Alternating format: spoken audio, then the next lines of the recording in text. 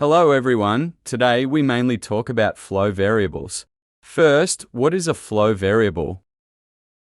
Second, how to create and use flow variables. Then I will use two examples to explain step by step. The first example is to split a file into multiple subfiles, according to a nominal column in the table.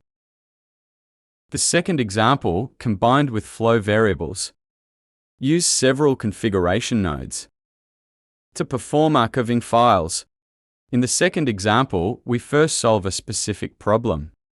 Then extend this specific problem to this type of problem, so as to achieve from 1 to n. Then let's take a look at the specific, an example. First of all, the first example is mainly to automatically generate multiple files. First we get a simulation data. There is a column for classes.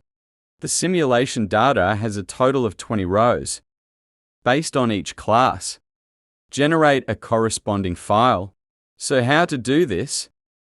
Let's take a look at workflow. The first example is that we generate data. Let's take a look at the data first. The first simulation data is 20 rows. Each category has 5 rows. So this is a data we'll use. After generating the data, obviously we want to write this data to the file. Write a class node to write. This is relatively simple. Choose a folder path. Enter the corresponding file name. Then get the file. There is nothing special about this.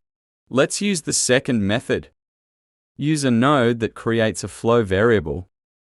Inside this node, select a file path. Browse to select a file path we need. Then after selecting the path, here I can enter a file name. For example, I enter a result as a name. This is a result file we want to generate. Then pass this path variable to the next writer node. Then let's execute it. Let's take a look at the location first. This is generated under our output. This folder. A file will be generated inside. Compared to the former, nothing different.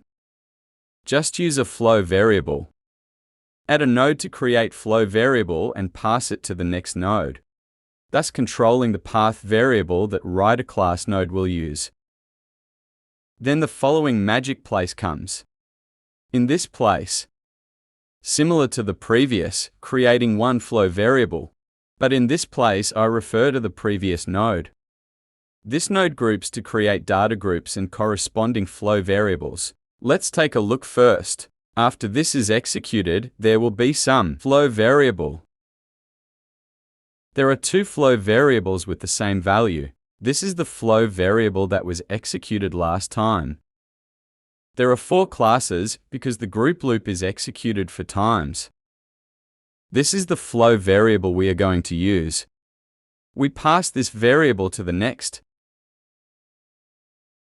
The flow variable is created by the previous node.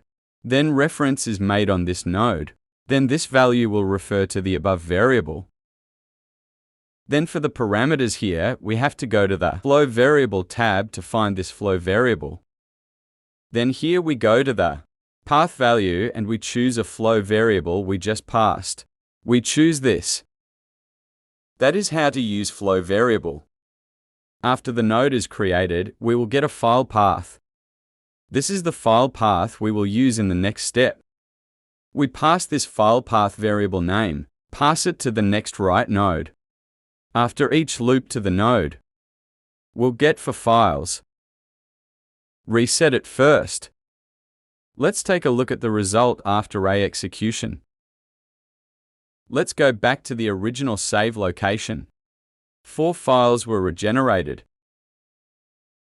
The example uses multiple flow variables, combines the loop nodes, performs a more flexible data control, instead of manually configuring fixed file names. Much more convenient than the above.